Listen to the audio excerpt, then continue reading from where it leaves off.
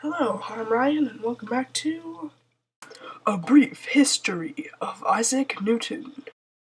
Who is Isaac Newton, I hear you asking? Well, if you're asking, I have two things to tell you. First, welcome to Earth. Second, Isaac Newton was a scientist and mathematician who created the laws of motion, which is kinda cool, and he also created calculus. He was born in Woolsthorpe, England. Woolsthorpe.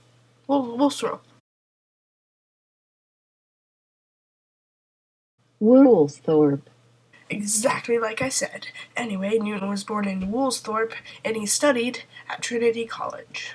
So, what did he do? How did he contribute to physics? Well, he discovered Newton's laws of motions, which define how things move. So, yeah, he contributed a lot. What are the laws of motion? Well, there's three of them. First, inertia. An object at rest will remain at rest unless acted upon by an unbalanced force, and an object in motion will stay in motion unless acted upon by an unbalanced force. Second, acceleration, or the change in speed and velocity over time.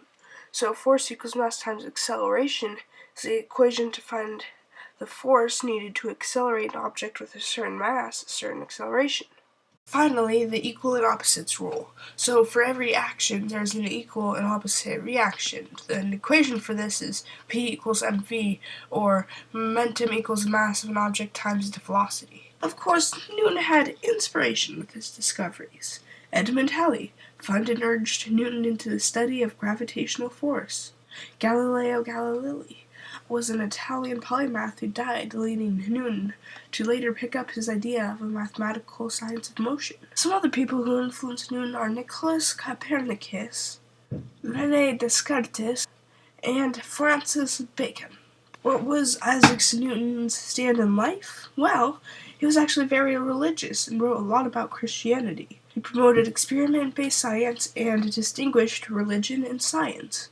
Once Newton even said, "We are not to introduce divine revelations into philosophy, nor philosophic opinions into religion."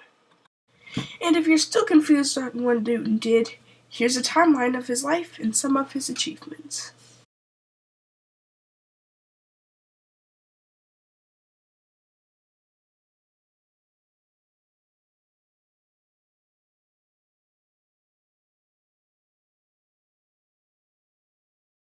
And of course, thank you for watching.